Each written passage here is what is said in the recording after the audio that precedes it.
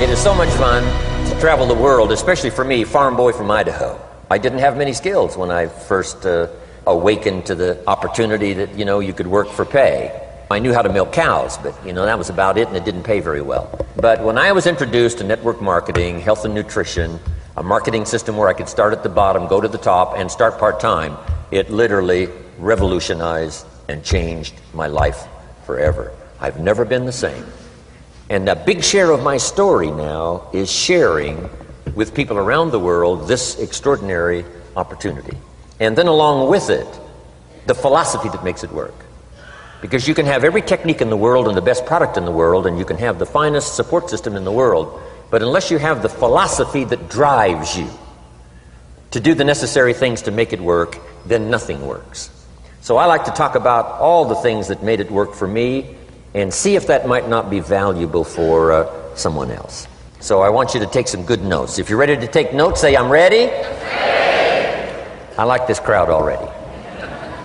Treat me well, I might take you with me as my traveling audience. Now, here's the next key on being prepared for the next century, and that is your personal philosophy. At age 25, the things that so dramatically changed my life was, number one, the discovery of a unique product that I could believe in. My mother taught nutrition, and she taught good health, so I was the beneficiary of that.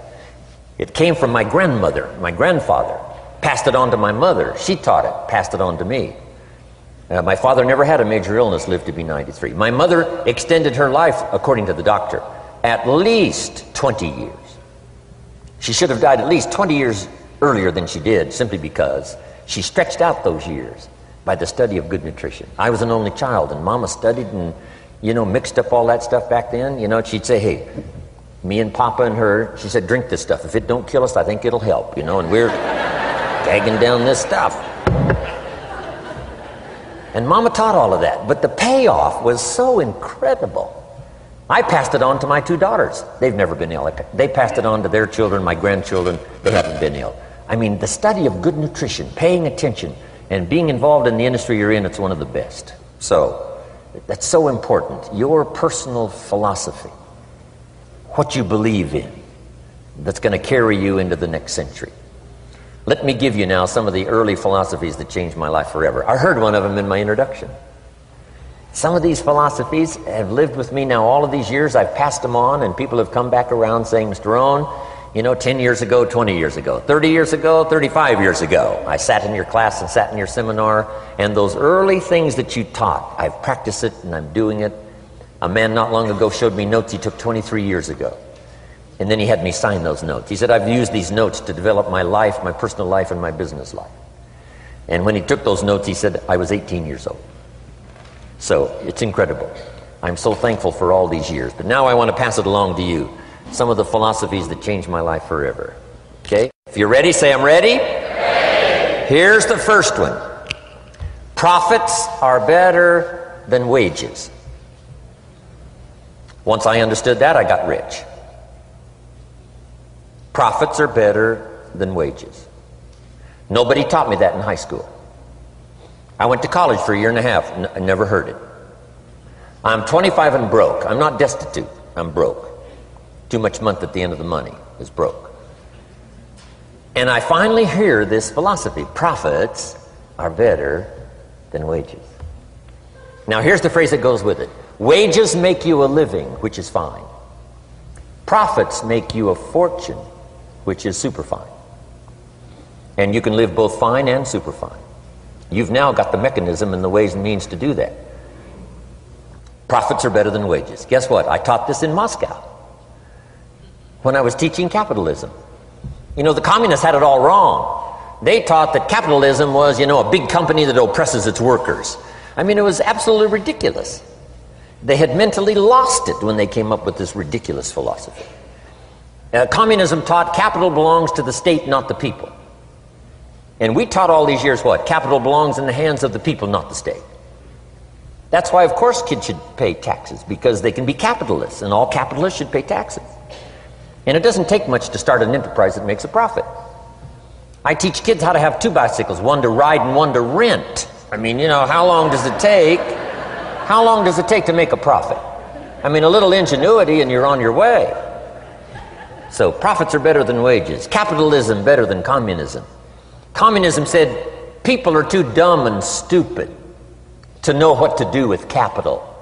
So you must take capital away from all the dumb, stupid people and give it to the all-wise, all-knowing state. And let the state run everything. I mean, that was communism. And they devastated every country they touched. I've been to East Germany. It's taking $1 trillion just to clean up East Germany. They've already spent $500 billion. They got $500 billion more to go. I mean, every country they touched, and I've been in all of them, they devastated them all with their devastating philosophy. We teach capital belongs in the hands of the people. That's where the ingenuity is to bring goods and services to the marketplace. And I'm going to show you later the miracle of capitalism grassroots in America, which you're involved in. But once I understood this now, it was so incredible. Profits are better than wages. Now, when I first was recruited, I'm a distributor for this little product called Abunda Vita. And here's what my mentor said, Mr. Schoaf. He said, Mr. Rohn, you can start this miracle working business part-time. You don't have to go full-time, you can start part-time. And he said, if you'll devote, to start with, let's say 10, 12, 15 hours a week, where you'll start making a profit, here's what you can now say. I'm working full-time on my job and part-time on my fortune. Because profits lead to fortune. I got so excited about that philosophy. I'm working full-time on my job, but now I'm working part-time on my fortune. I found a way not only to make a living, you won't believe this, I found a way to make a fortune. Can you imagine what that's like then to get up in the morning? To go to work on your fortune? Not to go to work to pay the rent, which is okay, but a chance to go to work to make a fortune? And I said, right now I'm working part-time on my fortune and full-time on my job, but it won't be long until I'll be working full-time on my fortune. Can you imagine what life is going to be like? Now, here was my first goal when I started. And that was part-time. I wanted to equal on my profits part-time what I was earning on my full-time job. This is called the magic of part-time. It is so thrilling for people to start working the business part-time, because now you can work on profits, and it doesn't take very long. If you'll really concentrate on those 10, 12, 15 hours a week, it won't be long if you really do it right and learn some of the skills I'm going to talk about. It won't be long until you can be earning as much part-time working on your fortune as you are full-time working on your job. I did that in less than 6 months. Now I've got an incredible invitation. I found a way part-time to work on my fortune, and I'm making as much money at that as I am on my full-time job. Would you like to hear my story? It was incredible. Now, here was my second goal, to make twice as much money part-time working on my fortune as I was working full-time on my job. And I reached that in less than a year. Making twice as much money part-time working on my fortune as I was full-time working on my job. Now I've got an incredible invitation that won't quit. I found a way, through a unique opportunity, to work part-time on my fortune, and I'm now earning twice as much money as I am working full-time on my job. Would you like to hear my story? Do you imagine anybody would say, no, I don't care to hear your story? No. Everybody I said that to said, wow, yes, what are you doing? I said, I'm glad you asked. Let me tell you. Now, when I started making twice as much money part-time as full-time, here's my dilemma. I didn't want to go full-time. And why not go full-time? And the reason was because I didn't want to give up my electrifying story. Right? It was so powerful, nobody could resist the invitation to at least take a look. I didn't want to give it up. And I hung on for I don't know how long until it was, almost insane. And then finally, reluctantly, I gave up my full-time job. But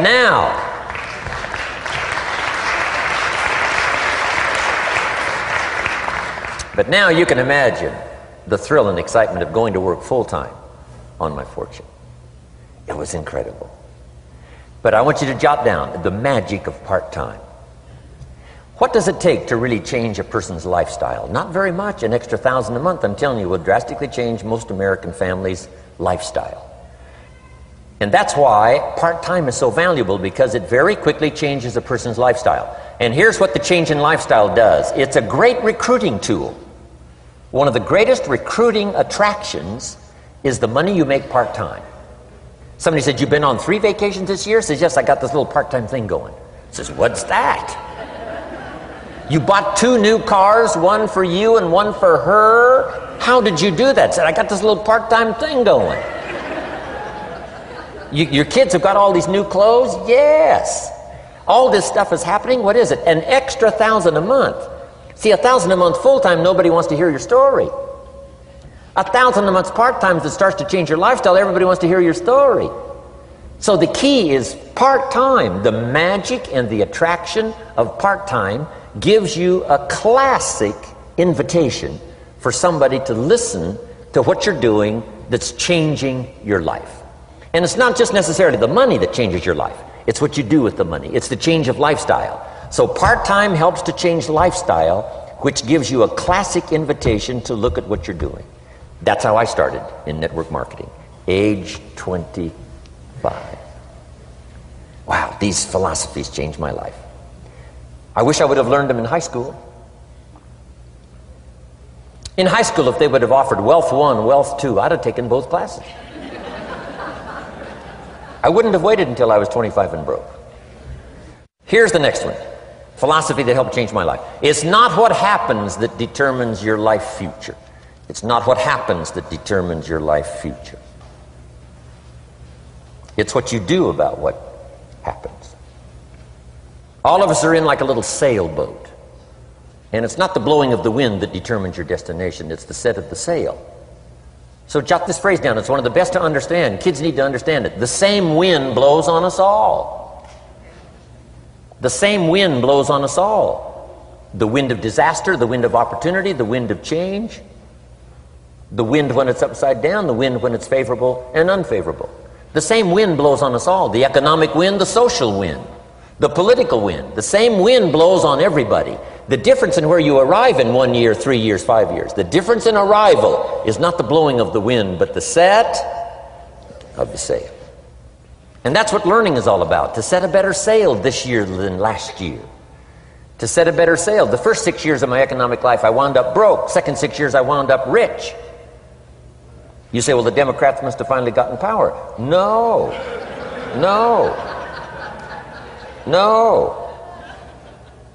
It was not a political change. Here's what changed the second 6 years of my economic life. It was my philosophy that changed. The set of the sail of better thinking, correcting the errors of the past and picking up new disciplines for the future. That's all I had to do at the end of the first 6. Correct the errors of the past and then pick up some new disciplines for the future. And my total life changed. The second 6 years was totally different than the first 6 of my working life. And guess who can do that? Anybody. Now you can keep on the same path for the next couple of years as you have the past 2. But if you wish to, and maybe everything's okay for you and you don't need to, but if you need to make some changes, I'm telling you, you can start doing it today so that the next 2 years will be drastically different than the last 2. And anybody who wishes to do that can. And you can do it between ages 40 and 43. You can do it between ages 13 and 15. You can do it between ages 60 and 62. Any 2 years, any 5 years that you wish to drastically change from the previous 5, you can do it. If you wish to. Now this isn't written. This is not a law. Here's what it's called: opportunity. But if you don't know you can change, if you don't know you can drastically change your income, change your future, change your health, change your marriage, change everything, if you don't know that, Some people then go year after year after year after year not making much change simply because they didn't get to the class. They never read the book. They never went to the seminar. They never made the discovery. They didn't seek for the knowledge of how could I make my life better. And if you just rock along, I'm telling you it's okay. Anybody can live any way they choose, but I'm here to tell all of you that if you wish to, it's possible to make the next 3 years totally different than the last 3. And all you have to do is just a few things. So if you got that one now, it's not the blowing of the wind that determines your income. It's not the blowing of the wind that determines your fortune. It's the set of the sail. And that's why we gathered here today. Maybe I've got some ideas that'll help you with a couple of little things about setting the sail of your thinking that might drastically give you multiplied more benefit the next 3 years than you've gotten in the last 3. So it's not what happens. What happens to everybody. Chevron years ago brought me in to talk to management. They said, Mr. Rohn, you travel around the world and you're fairly knowledgeable. What do you think the next 10 years are going to be like? I said, gentlemen, I can tell you I do know the right people. So they all leaned forward and listened carefully. And I said, gentlemen, the next 10 years are going to be about like the last 10.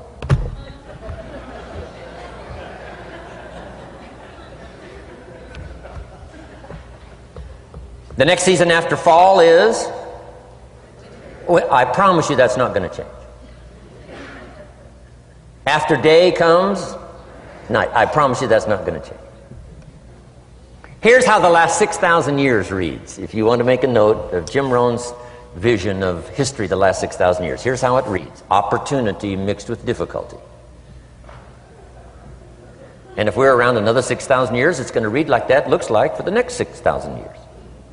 Opportunity mixed with difficulty. Now, sometimes there seems to be more opportunity than difficulty, and then sometimes there seems to be more difficulty than opportunity, but the mix isn't going to change. After expansion comes recession. But after recession comes expansion. Not to think so, see, is naive. And once you've got just a little of this stuff settled, then you know exactly what to do. You know exactly what to anticipate, so you can be ready. Now, here's the next one, and I heard it in my invitation. Here's what it says. For things to change, you have to change. I was hoping the government would change, and taxes would change, and economics would change, and my boss would change and be more generous. I wished for everything to change, and my teacher said, no, Mr. Rohn, for things to change for you, you have to change. Don't wish it was easier, wish you were better. Once I understood this, this altered the course of my life. Don't wish it was easier. Wish you were better. And here's the big one.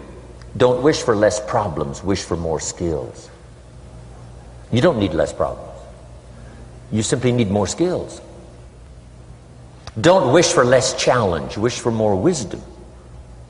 Accept the challenge, because you can't grow without a challenge. You can't get rich without a challenge. You can't fly without gravity. You have to understand the challenge. But that's the key, is to now develop wisdom to overcome the challenge. Don't wish for less challenge, but more wisdom. And then here's one more philosophy that helped change my life forever. You can do the most remarkable things no matter what happens. Humans can do the most remarkable things no matter what happens. Philosophies that changed my life. Here's one of the big philosophies I learned in network marketing. It's called the law of averages. If you do something often enough, a ratio will appear.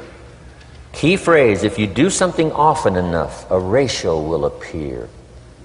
It's amazing. It's uncanny. In baseball, we call it batting average. If you talk to 10 people, one says yes. Now the ratio has begun. 1 out of 10. Talk to 10, get 1. Here's something interesting about the law of averages. Once it starts, it tends to continue. This is colossal information. Once a ratio starts, it tends to continue. If you talk to 10 and get 1, sure enough, chances are excellent if you talk to 10 more, you'll get another one. Talk to 10 more, you'll get another one. Now you can compete. If you can only get 1 out of 10, you can compete, even with somebody that can get 9 out of 10. If you've been here a long time, you can get 9 out of 10. I just joined, I can only get 1 out of 10. If we have a 30-day contest, I will beat you. Say, well, how could you beat me? Here's why. During that 30 days, you talk to 10 and get 9. I talk to 100 and get 10. I beat you. Isn't that clever? This is clever stuff. And I do it for 2 reasons. I sincerely wish to win. But I do it for another very sincere reason. I wish for you to lose. And that's noble on my part. Here's why it's noble. You learn more by losing than you do by winning. So I wish to give you that experience. Now here's how I do it once I understand the law of averages. When I'm new, I make up in numbers what I lack in skill. I make up in numbers what I lack in skill. Now who can do that? Anybody that's ambitious. Anybody with a little ingenuity. Anybody. Doesn't matter. Now here's one more. The law of averages can be increased. You get 1 out of 10, talk to 10, get another one. Talk to 10, get another one. The 4th time you talk to 10, you get 2. Why would the 4th time you talk to 10, you get 2 instead of 1? You're getting better. You're getting better. And who can get better? Anybody. Talk to 10, get 2. Talk to 10, get 2. Finally, talk to 10, get 3. I finally got up to about 3. Now, it takes more than a genius to go past like 3 or 4. But 3 will do. If you bat 300 in baseball, they pay you $4 million a year. Which means you're out 7 times out of 10. 7 times out of 10, out. Make $4 million a year. Are you ready for that?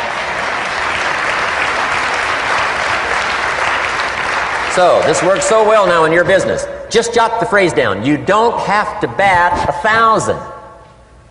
You don't have to bat 1,000 to make big money. 1 out of 10 is fine. 2 out of 10 is terrific. 3 out of 10 is fabulous. Some particular incredible genius might get 4 out of 10. But 3 out of 10 is sufficient to make you rich beyond your wildest imagination. This is how I went after my friends, neighbors, and relatives when I first started recruiting. I said, look, I've got a new business and I'm getting about 3 out of 10 to join. And I don't mind you, just come to the meeting and be one of the 7.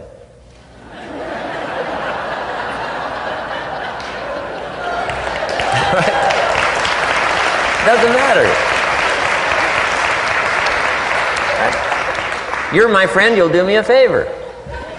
And so it's not important to me that you like it. It's not important to me that you join. It's certainly not important to me that you buy. It's just important to me that you listen. One of the reasons, though, I want you to hear the story is because a year from now, if I'm doing well, I don't want you to say, how come you never picked up the phone a year ago? I never got a letter, never got a call. You call me a friend? You're making all this money? You never picked up the phone. So I don't want that to happen. So for 2 reasons, I want you to see what I'm doing. So that a year from now, if I'm doing well, I can say, you know, I gave you the opportunity. But also, just as a favor, come and be one of the 7. It doesn't matter to me if you buy or join. But I need 10 to get 3. And if you're one of the 3, wonderful. If you're not, wonderful. It doesn't. It might matter to you. It might matter to you, but it doesn't matter to me. Now, it matters to me because we're friends, but it doesn't matter in terms of my averages. So if you decide to get rich, just learn the law of averages. You're off and running. Now, here's the second law that changed my life forever in network marketing. I learned the law of sowing and reaping.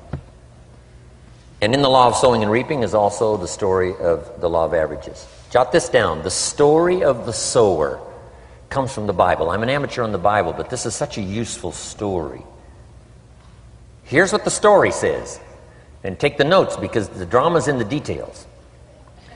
The sower was ambitious. Evidently he was ambitious. When you read the whole story, you'll conclude, yes, this was an ambitious sower. Here was number 2. He had excellent seed.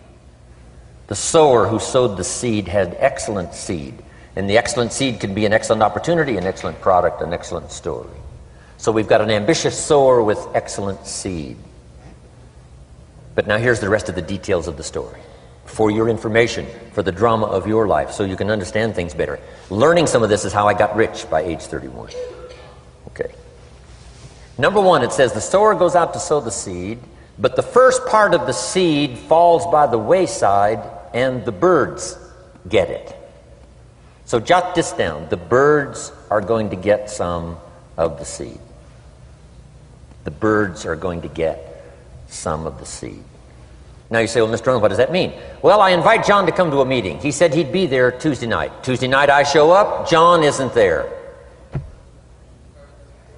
I say, John, I wonder why John didn't make it. Now I know the answer. The birds. The birds. John had this great idea of coming to the meeting to look at an opportunity, and somebody stole it and said, you're not going to go see network marketing. And he says, well, maybe not. So have you jotted that down now? The birds are going to get some. Now, when the birds get some, you've got two options. Number one is to chase birds. And say, well, let me get a hold of the person that talked him out of coming to the meeting. I'll tear him a new page. But I wouldn't do this. Here's what happens if you go chasing birds. You leave the field. If you go chasing birds now, you leave the field, which is going to distract from your future, not add. So you can't chase birds and try to straighten this stuff out. Here's what it is. It's just one of those things.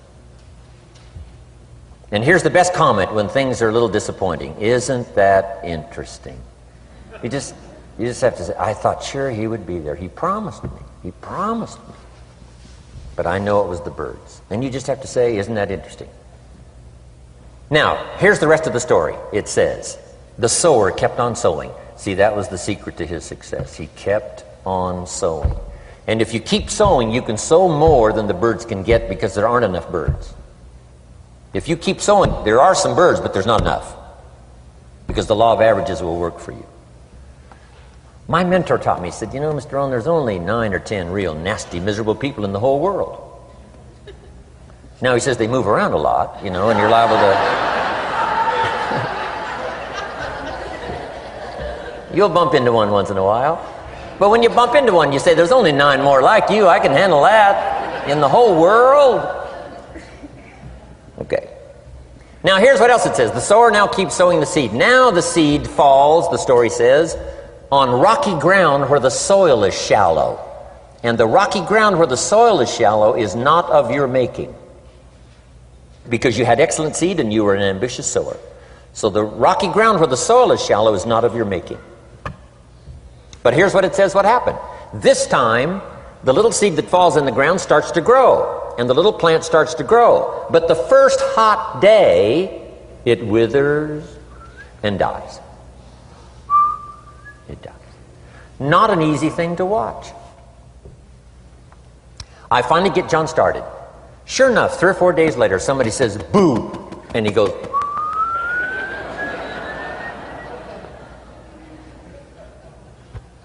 He's gone. Doesn't show up at the second meeting. And I say, I thought sure John would last a week. What happened? Jot this down. The hot weather is going to get some. And this is not of your making. Here's what you must say when that happens. Isn't that interesting? Wow. What can you do? The answer is nothing. You say, well, I'm going to try to change this. I wouldn't take that class. You know, the sun comes up in the east. Somebody says, why is that? I wouldn't spend much time on that. Just let that happen. Don't go for this why stuff. I'm giving you the answers here. The answers is in the structure and the consequences and in the deal. The answer is in the deal. Anything beyond that is not worth study. You say, well, how come some just last a little while? I wouldn't sign up for that class. Here's the answer. Some don't stay. You just have to jot that down. And when some leaves, you say, that's one of those that don't stay. Now you know what category to put them in. And you can't solve this now. You can't. It's like rearranging the seasons. You can't fool with that. All you can do is cooperate with the way things are set up. I didn't set it up. You say, well, it shouldn't be this way. Well, when you get your own planet, you can rearrange this whole deal. But on this planet, you're a guest. You got to take it as it comes. Now, here was the secret to the ambitious sower with good seed. It said he kept on sowing. Now, here's what he had to do to keep on sowing. He had to discipline his disappointment.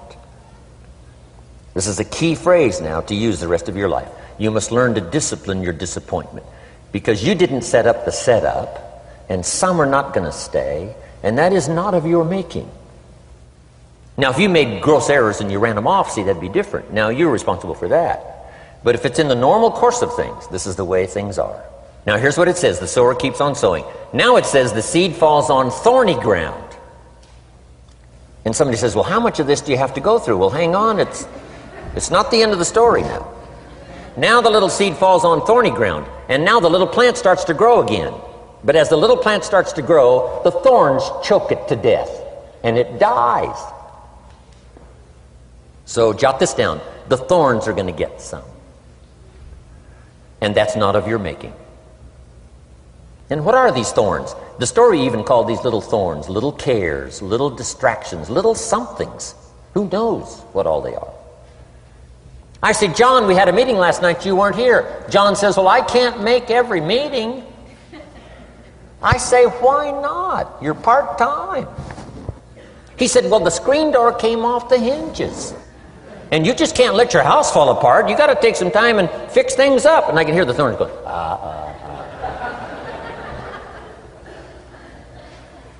He says some extra trash had piled up in the garage. You can't let mountains of trash take over. You got to keep your trash hauled out. People who let little things cheat them out of big opportunities. People who let little things cheat them out of big opportunities. And you feel almost helpless. What could I do about that? And that's nothing. And you say, well, why is this? I'm asking you not to sign up for that class. Don't sign up for these why is this class. It's just the way it is. Like winter following fall and spring following winter. So if you got that, the thorns are going to get some. But now here's the good news. Let's read the rest of the story now quickly. The sower now what? Keeps on sowing the seed, keeps on sharing the story, keeps on giving an invitation. Yes, the invitation can be more powerful for me as it was 1 year later than it was the first month. Because now I'm saying I'm making twice as much money part-time as I'm making on my full-time job. Yes, the story can be more powerful, but the law of average is still going to work. But now here's what the story said. Finally, the seed falls on good ground. Finally, the seed falls on good ground. Now, put this in parentheses. It always will, if you keep sowing. If you share a good idea long enough, it will fall on good people. But now here's the rest of that story. Some of the good ground did 30%. And some of the good ground did 60%. And some of the good ground did 100%. You say, well, why the difference in numbers? I wouldn't sign up for that class. Go on. Have I said that often enough now? Don't register for that class. It's just the way it is. Now, I tried to get the 30s to do 60. Found out it was more than I could handle. I used to say, I'll make them successful if it kills me. I almost died. No, you can't do that. Here's what you do. Let the 30s do 30 to the best of their ability and keep doing 30, because that's how they build their lifestyle and get what they want out of life. And let the 60s do 60, and let the 100s do 100s. Now, how can you get some to do 100%? You got to go through all these experiences, and you got to talk to all these people. Let me quickly give you now a list of the skills that changed my life forever. Developing a new philosophy that I could do it in my network marketing experience now led me to developing new skills. Right, I knew how to milk cows, but it didn't pay well. Here's the first skill I learned that changed my life. Getting a customer. Making a sale. And of course, sales for you is easy, right, because it's not technical. Right? The technical is all taken care of. You simply represent your product. If you share a unique product, talk about its merits, persuade someone that it's the best, they agree to buy, that's the simple art of sales. But in your business, here's what it's more like: sharing. Because using the product yourself, gathering some testimonials, you simply share that. So we're not talking like high-powered spacecraft technical skills here. It's simply sharing something you've discovered with someone else and doing it well enough to where they agree they would like to participate. Now here's what happened when I learned sales. It multiplied my income by 5. Now it didn't take that much because I wasn't doing that well in farm country. But it did multiply my income by 5. Sales. Getting customers. Laying that incredible foundation for an entrepreneurial career. So now I've got 2 skills: milking cows and making sales. Here's the next one I learned that changed me forever, and that's recruiting. Introducing the business opportunity to new people. Learning how to give a good invitation. Learning how to give 2 kinds of presentation, formal and informal. And the third part of recruiting, of course, is following up. Once you start a new life, now you got to take care of it, like a new mother would take care of her baby. You don't start a new life and abandon it. You start a new life and nourish it like a mother and protect it like a father. You got to be both mother and father to a new person. Nourishment, ideas like a mother. Protection, help defend your new life against the encroachment of outside voices that would try to talk them out of it. So you got to be mother and father in this art of recruiting. We call it being a sponsor. And being a sponsor is like being a bridge, helping somebody from darkness to light, from skeptic to faith, from not knowing to knowing, from no confidence in themselves to starting to gain confidence. You're the bridge that helps people from the shadows to the sunlight.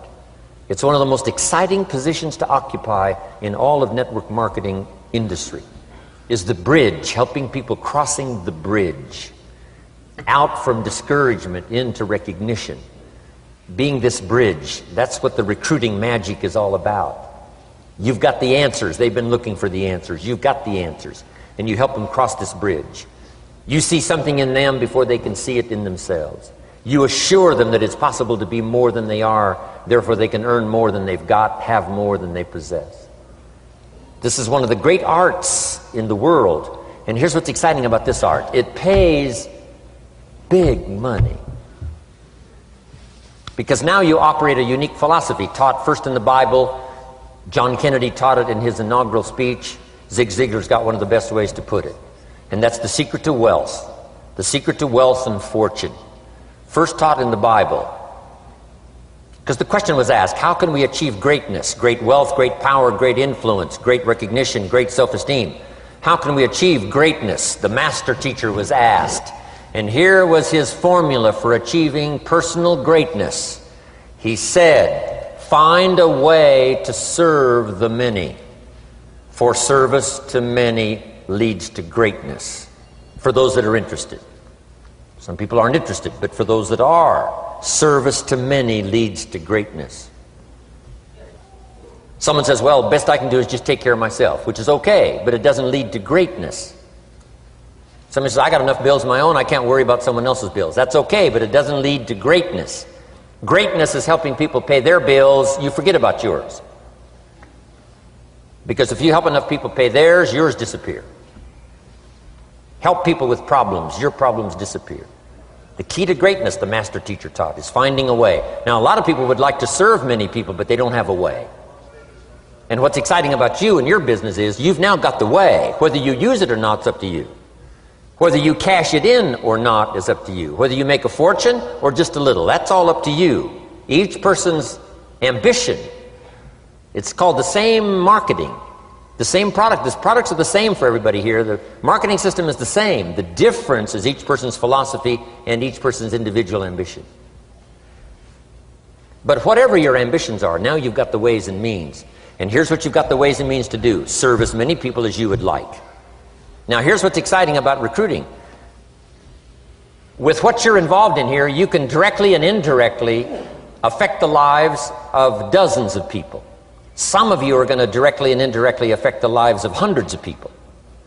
And some of you, if you wish, can directly and indirectly affect the lives of thousands of people. And the pay is accordingly. If you affect a few, you earn that pay. If you affect the many, you earn that pay. But the secret is found in the Bible. Service to many leads to greatness. Now, John Kennedy said it in his inaugural speech. Here's what he said: don't ask. Don't we wish that was the current political philosophy? Where is John Kennedy and his philosophy? John Kennedy said, don't ask. That's important if you understand philosophy. He said, don't ask what the people can do for you. Don't ask what the country can do for you. Don't ask what the government can do for you. That's not how you get rich. That's not how you have high self-esteem. That's not how you get trophies to put on the mantle above the fireplace, asking what the people can do for you. Don't ask, he said, what the people can do for you, but ask, what could I do for my country? And the country means the people. What could I do for the people? I want trophies. I want recognition. I want high self-esteem. I would even like a chance to make a fortune. John Kennedy says it's easy. Don't ask what the people can do for you, but ask, what could I do for the people? Could I directly and indirectly serve many in my country?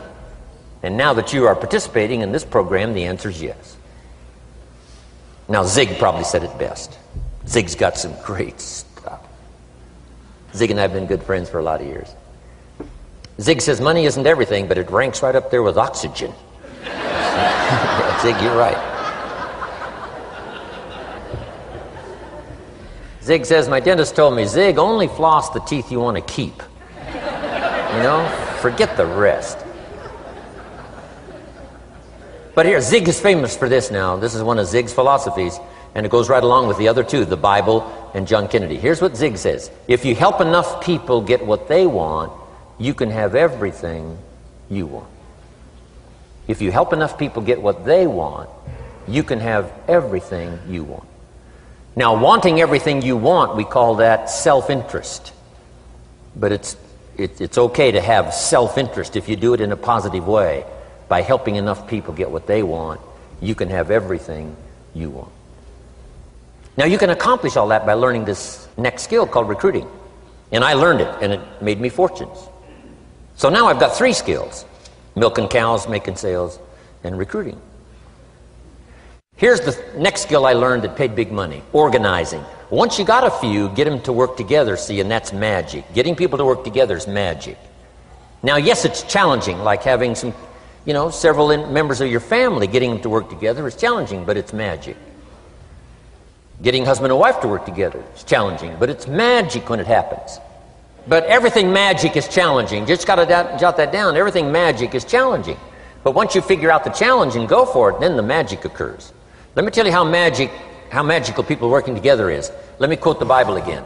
It says, if 2 or 3 agree on a common purpose, nothing is impossible. Just try that on for your mental size. If 2 or 3 agree on a common purpose, nothing's impossible. Everybody's looking for a challenge. Here's what I teach, especially the kids. Here's the best challenge in the world. Let's go do it. Not you go do it. Let's go do it. If 2 or 3 of us decide on a common purpose to do it, nothing's impossible. Incredible. Working together, organizing. Now, when everybody's an independent, now it's a little more challenging. Like having kids, they've each got their own opinions. They've each got their own ambitions and desires. It's challenging. You've got a variety. But that's what makes life, the variety. And it is, in your business, it is challenging, getting people to work together. It's like herding cats. You know, sheep are easy, but you got to try cats, herding cats. But if you can possibly get it done, the power is so immense when you get people to work together. Here's one of the powers of working together: shared testimonials. If I've got somebody new and you're there and I'm there, I give them my testimonial, you give your testimonial. Maybe what tips the scales in getting me a new person is not my testimonial, but my partner's testimonial. Somebody I'm working with, their testimonial got them.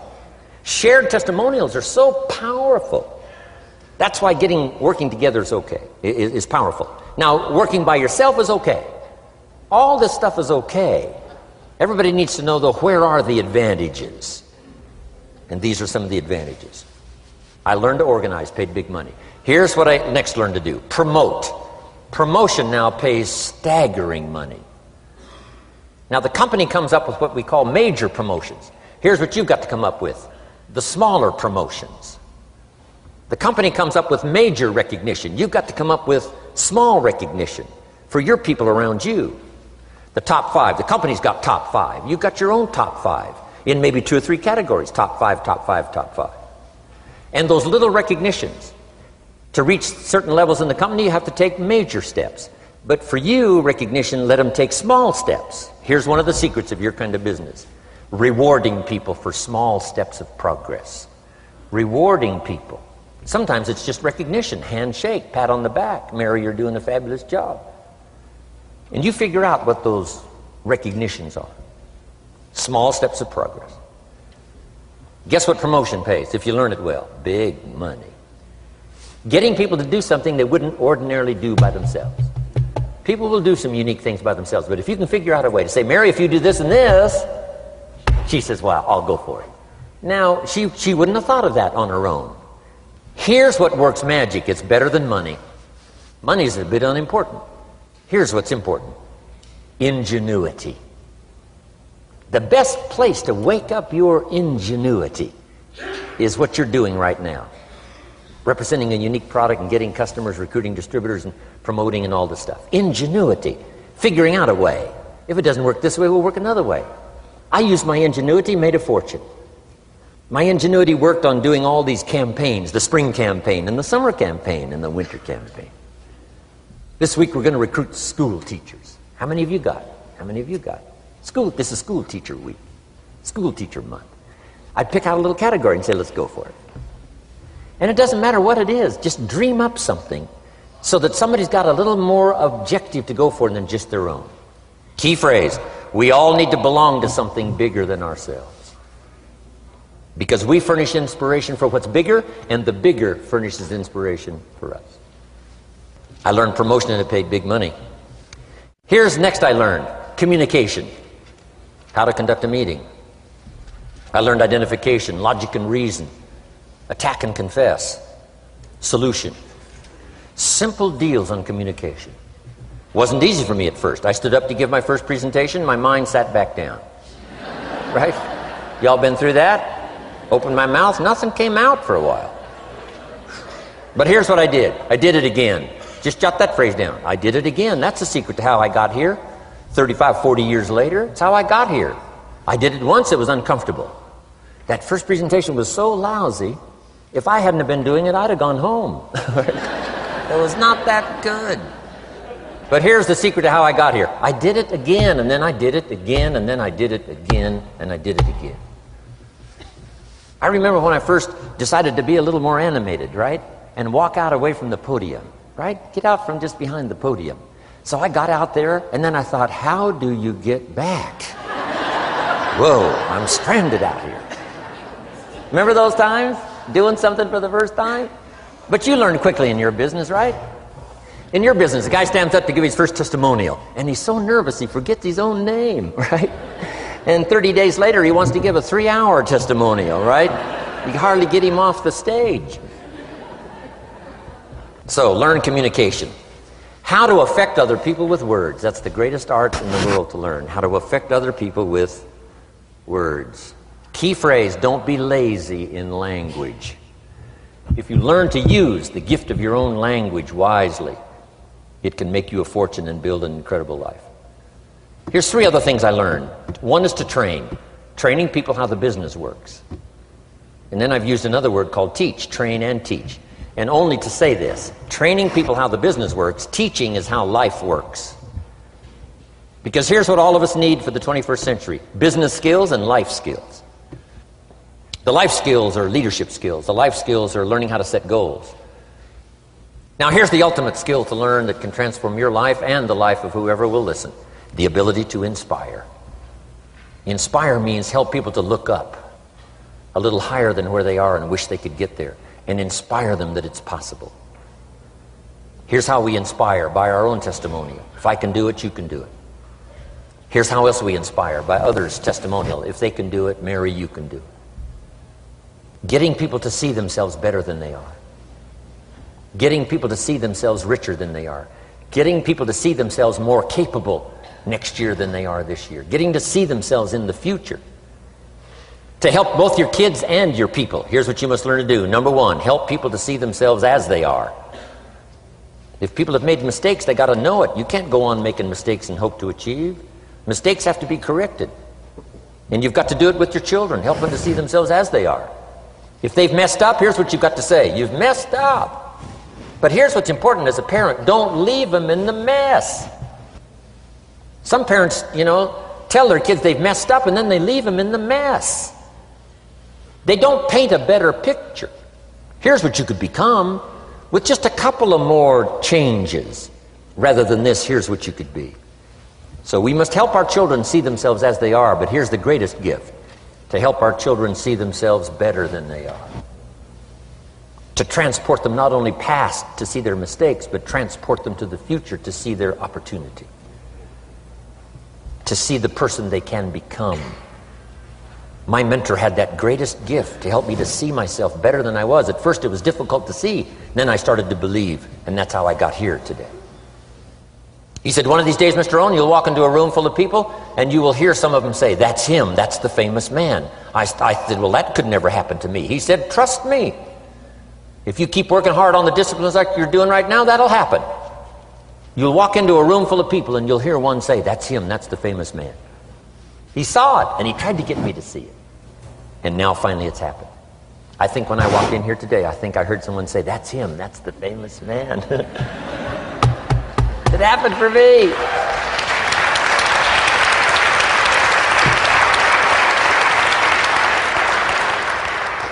And if it can happen for me, it can happen for you. Just master these skills to inspire. Here's what else I learned, the skills of building an organization. Learn to work with the people who deserve it, not the people who need it. You must be like life itself. Respond to deserve, not to need.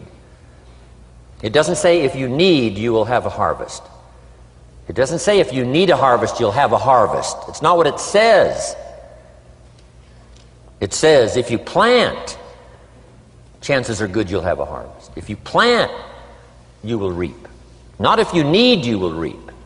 So we must be like life itself. Respond to the people who deserve it by planting, by taking the first step. Even God himself says, if you move toward me, I'll move toward you. That's the condition. You move toward me, I'll move toward you, says the Almighty. Now he could also say, you don't move, I don't move. You say, well, that's arbitrary. Well, when you're God, you can set it up that way. Now, learn to work with the people who deserve it, not the people who need it. Now, here's what's the next step. Teach people how to deserve your time. Teach people how to deserve your attention. Teach people how to deserve a phone call. Say, Mary, you just take this one step and I take 2 steps. You take 2 steps, I take 5 steps. You don't step, I don't step. But this isn't hard now. You step, I step. You respond, I respond. You try, I try. You make a call, I back you up. Right? Learn to teach people how to deserve your time and your attention. Next, I learned to work by group more than individual. Here's why. 80% of the people do 20% of the business. So 20% of the people you can work with individual. 80% you have to work with by group. But group is very powerful, less confrontational. Then here's what's important for all of you to learn as a sponsor, helping other people.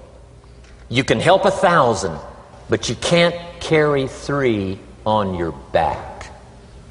You can help 1,000, but you can't carry 3 on your back. And I'm sure all of you have already gotten that experience, even though you've been here a short time. Some people will try to get on your back. That's where we got that expression, get off. That's where we got that. A guy discovered somebody on his back and said, what? I can't carry you, get. Now, if you're like some I see here, 6'4" and you weigh 300 pounds, you might carry one, and if you were really big enough, Kareem Abdul-Jabbar or something, you might carry 2, but you can't carry 3. When babies are born, they were not designed just to be carried. Babies were not born to be carried all their life. Someday you got to try your legs. Someday you got to try your wings. Someday you got to try. Even if you fall down, you got to try, because you can't just crawl around all your life. You can't be carried all your life. So as quickly as possible, you can help 1,000, but you can't carry 3. Next, don't expect the pear tree to bear apples.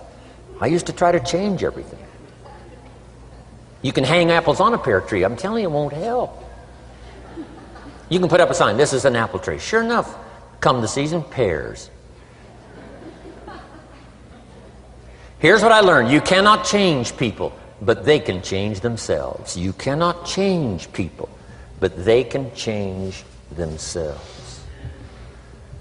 Incredible. Capital in your business isn't what matters. Okay, it's not the money that buys you a future. It's your skills that buy you a future. Money and no skills, and I'm telling you, you're still poor. Money and no ambition, where are you? Money and no courage, you're broke. A little bit of money and a whole lot of courage. That's all we need. I'm looking for people when I'm recruiting back in those days, and the money didn't matter. What mattered to me was somebody's willingness, somebody's ingenuity, somebody's willingness to try. Right? If they had $1 to invest, that was plenty for me. $1 and some ambition, and I can show you how to get rich. And it'll be one of the classic stories of the company. I go to recruit somebody, they say, I don't have any money. See, I've been looking for you for 6 months. Let me show you how to do it without any money. Because here's the rules of capitalism. Jot this down. You can either buy and sell, or if you're in certain circumstances, you can sell and buy. If you've got ambition. Now, if you haven't got ambition, we can't cure that, and money won't cure lack of ambition. But if you've got $1 and some ambition, I'll show you how to get rich. And even if you don't have $1, I'll show you how to get rich, because you can sell and buy. Somebody says, as soon as the product arrives, I'll sell it. Then you don't understand. You don't understand the magic of fortune if you say, I have to wait till it gets here to sell it. And you probably don't understand the value of your own story. Once I understood that, I knew I was going to be wealthy. That's why right in the beginning I started giving big tips. I knew I was going to be wealthy. Say, wow, this guy tips like a rich man. Say, that's right, he tips like a rich man. Even in the beginning, I tipped like a rich man because I knew I was going to be rich. Wow. Isn't this fun? Yes. So jot these phrases down as I close. Number 1, the greatest value in life is not a bank account. The greatest value in life is not a car, a home to live in. The greatest value in life is this. Make a note. Living a good life. In the midst of all of our achieving and recruiting and building and growing, helping other people, being a part of society and the country and the world, being all of this stuff, here's what you must figure out all of your life, how to continually live a good life. So let me give you my short list. I'll cover the long list the next time I see you. Here's the short list on a good life. Number 1, productivity. If you don't produce, you won't be happy. Here's number 2, good friends. The greatest support system in the world is good friends. You got to work on that. Don't be careless here. Friends are those wonderful people who know all about you and still like you. Here's next, spirituality. I'm not asking you to be a believer. I am a believer that humans are more than an advanced form of the animal kingdom. I'm a believer that we're a special creation. I don't ask you to be a believer, but here's what I do ask. If you are a believer, here's what you must do. Study, practice, and teach. Whatever's valuable to you, study, practice, and teach. Repeat it after me now, again. Study, practice, and teach. Here's why. It builds the foundation that builds the country, that builds the nation, that helps us to compete among the nations of the world in the 21st century. And this is one of those subjects, to study, practice, and teach. Next, my parents taught, don't miss anything. Don't miss the game. don't miss the performance. Don't miss the show, the movie. Don't miss the words. We're all inspired by the words. Elton John says she lived her life like a candle in the wind, never knowing who to cling to when the rain set in. You can't miss those lyrics. You can't miss the music. You can't miss the songs that nourish the soul. You can't describe how brief and fragile life is much better than that. George Harrison, one of the Beatles, sings, "If not for you, the winter would hold no spring. Couldn't hear a robin sing. I just wouldn't have a clue if not for you." Wow. You got to remember the words. The words that reflect the experience. Barbra Streisand sings, "It used to be so natural to talk about forever, but used to be's don't count anymore. They just lay on the floor till we sweep them away.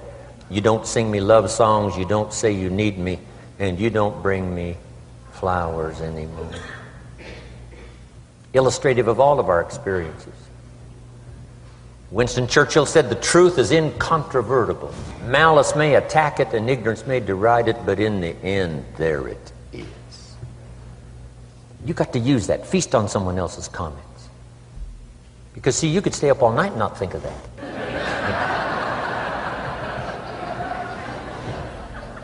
I'm asking you to do your research. I'm asking you, don't miss anything. Don't miss the play. When my father was 93, just before he died, if you would have called him at 10:30, 11 o'clock at night, he wouldn't be home.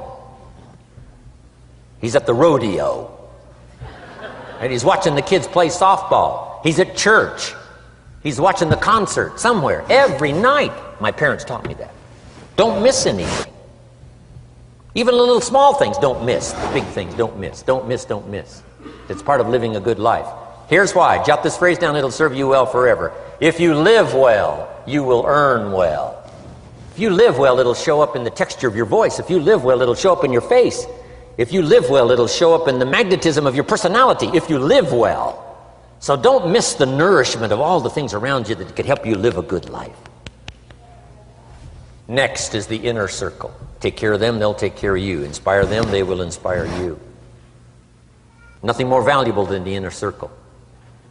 That's where the power to conquer the world comes from, the inner circle. If a father walks out of the house and he can still all day long feel his daughter's kiss on his face, he's a powerful man. That nourishment of the inner circle is so incredible. If a husband walks out of the house and all day long he feels the imprint of his wife's arms around his body, he's invincible. Who can touch him?